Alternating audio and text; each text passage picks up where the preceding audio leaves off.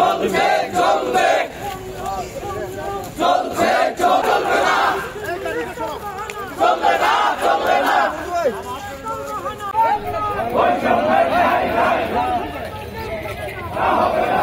সংগ্রাম সংগ্রাম সংগ্রাম হুঁশিয়ার সাবধান হুঁশিয়ার সাবধান লড়াই করে বাঁচতে চাই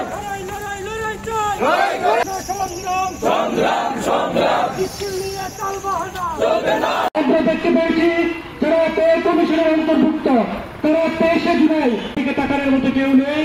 আমরা শ্রমিক, আমরা দিন রাত পেট্রোল উৎপাদন, আমরা যারা শ্রমিক রয়েছি আমাদের সিবিএর সাথে যত আন্দোলন থাকবে আমরা নির্বাচিত আমাদের যে সিবিএ নেতৃবৃন্দ আছে আমার সহকর্মী নাম দস্তখত করতে পারে না।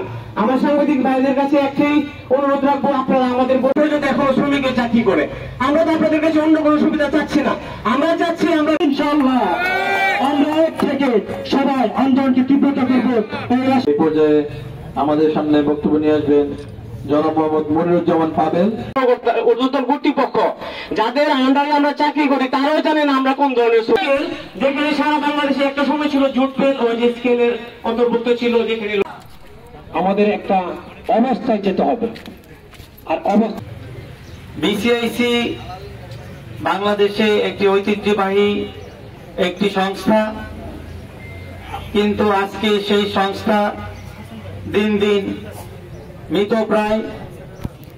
দিন দিন তাদের যে শত শত কারখানা ছিল এই কারখানাগুলো ধ্বংস হতে হতে আজকে মাত্র ৮-১০টা কারখানা সচল রয়েছে, সবগুলো কারখানা ধ্বংস হয়ে গেছে। এর বৈষম্য ছিল, ওই বৈষম্য দূরীকরণ করতে গিয়ে 5ই আগস্টে যে ঘটনা ঘটলো দেখা গেল তারপরে বৈষম্য আরো বিরাট আকার ধারণ করেছে আমাদের জন্য, শুধুমাত্র শ্রমিকদের জন্য।